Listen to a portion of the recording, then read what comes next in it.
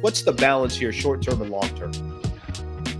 Well, I think what we've clearly seen ever since the trade deadline when the Lakers got Luka Doncic is that the priority as far as maximizing the window, it's for Luka, not LeBron. Because, he's the future franchise player. He's obviously in his 20s. LeBron's on his way out. And so we obviously saw that come to play here last season when they made a move that you obviously make 11 times out of 10. It's a blockbuster trade, one of the most consequential, if not consequential trades in NBA history.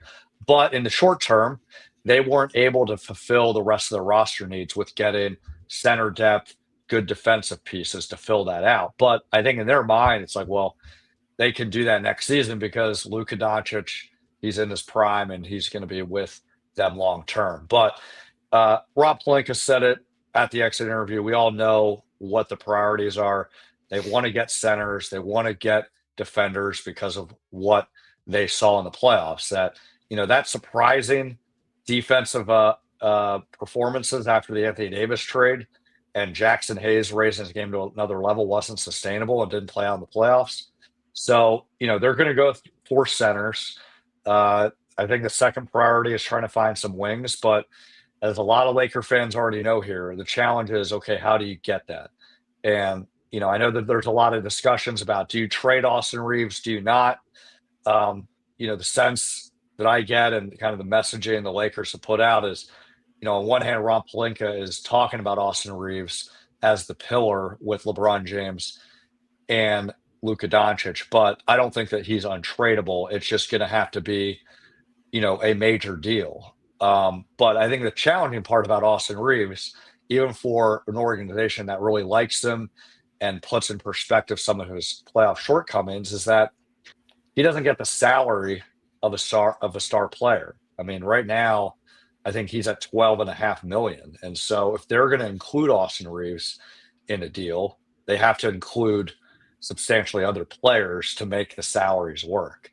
And so I think with that, they could trade Austin, but that means it's probably two other rotation players, whether it's Rui Hachimura, Gabe Vincent, if Dorian Finney-Smith, exercises his player option, that's another possibility. But if it is in Austin, maybe that gives them one less player that they have to worry about trading to get that center. What do you make of? We'll stay on Reaves here for a quick second because I thought Reaves had a really good, obviously regular season, struggled in the playoffs. I think it's more the idea and the concept. How far can you really go with a team that's got Luka and Austin Reaves? I don't think in the backcourt. I don't think we have that answer until the roster is full. You got to have a complete roster. And if you told me that if they had a really good center that was holding it down on the defensive side, then maybe our conversation is completely different. They clearly didn't have that. But I like what you said about they want to hold on to Austin Reaves, but if there is a big play out there, I don't think Austin Reaves would be the difference of saying, well, we're not going to make that big play because we're going to hold on to Reaves. What do you think his value is around the league right now? How do you think other teams view him? If the Lakers do package him in a deal, what kind of value do you think he holds?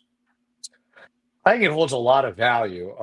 Even with the playoff shortcomings, I think that what we saw in the regular season post Luka Doncic trade showed what his potential and likely outcome is going to be. That his scoring is going to be risen to another level. He gives Luka that additional backcourt player that can provide some secondary scoring, occasional three-point shooting. He's not the most elite defender, but he's competitive as hell. He does all the intangibles.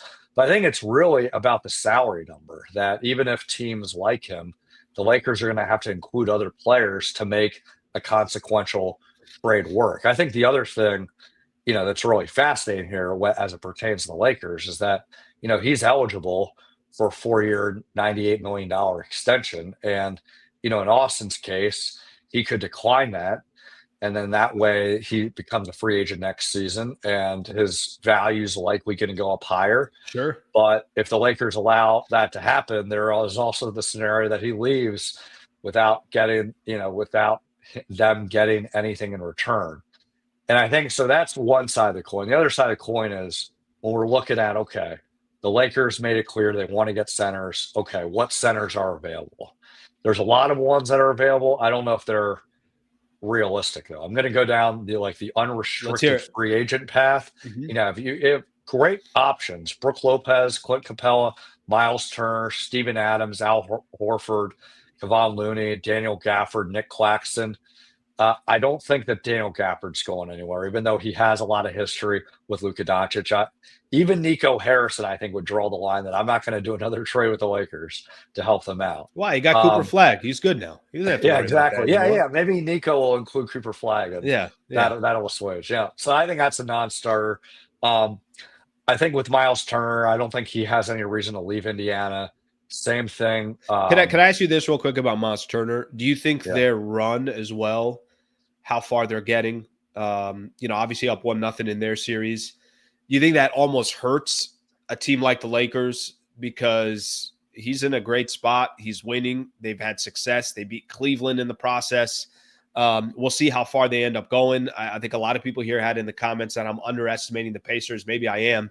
But does a guy like Miles Turner, you think, because of how the playoff run's going, it just makes it more likely that he stays in Indiana? That's a good question. I mean, it obviously helps Indiana's case, but they've always been shopping Miles Turner around every playoff Yeah. trade deadline. Never happens, but it could also be one of those things that they have to make prudent financial decisions. But I Mm. think the good thing that the Lakers have is they're not rebuilding; they're a playoff contending team, and they're just only a few pieces away to get back in that championship mix. Not as a heavy favorite, but a team that has a shot to be one of many teams to compete for a title. But I just don't see him going anywhere. Same thing with Steven Adams. Clint Capella, I think, could be an intriguing option. Nick Claxton seems to be the most attractive option, but they don't have a lot of cap space to work with. They have, I think, a trade. They have a mid-level exception around 5 million. That's likely going to happen.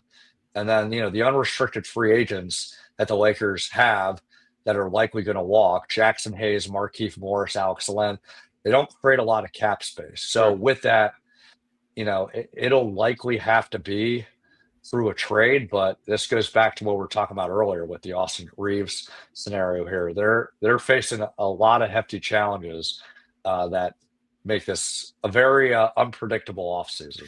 Let's say, Mark, let's just kind of hypothetically speak here. They hold on to Austin Reaves. Austin Reaves is there. Luka's there. LeBron's there.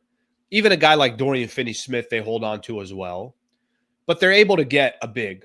And let's just use a guy like Clint Capella as an example. Not a guy that, or Brooke Lopez, not a guy that is changing your franchise for the next 5 years. It's not their long-term plan. It's just kind of more of a short-term plan. How much different do you think the team would have been in the playoffs if they just had a more traditional center that they felt like they could depend on? Do you think it would have made a significant difference? Or do you think, just using that Timberwolves as an example, okay, maybe you take a couple more games, but did you still feel like there was that's not the long-term answer to begin with, and you're still going to have some of the flaws that you had in the postseason?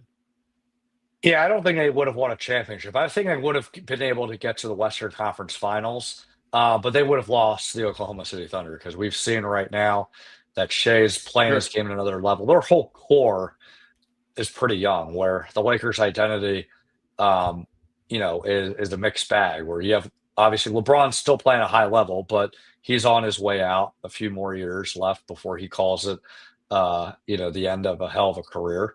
And Luka Doncic is in his prime, but I think in the short term, he's dealing with coming off the calf injury, coming off Mm. not being in the best of shape. But I think, I'm not really too concerned about Luka. Um, some of the potential question marks about his chemistry with LeBron, I think he showed that was fine. I think question marks about, is he going to have the right attitude and embracing the Lakers? I think that's fine. He obviously needs to get in better shape. I think that will happen with a full off season. And also, he'll be a better version of himself of not being so ISO heavy and, passing a little bit more once, they make some tweaks around the roster. But, I don't have a lot of questions about Luca moving forward. But, as it pertains to your question, would it have been enough to beat the Thunder or, against the NBA Final, win a championship?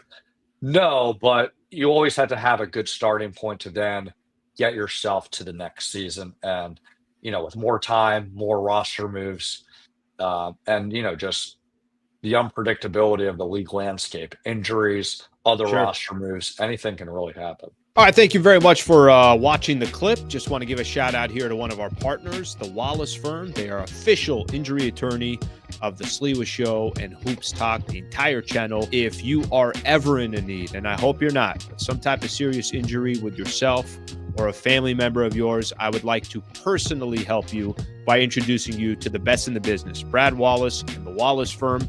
Also got a URL out here that you can use as well. Just go to wallacewins.com/Sliwa. Thank you for their partnership, and thank you for being a part of the Sliwa Show.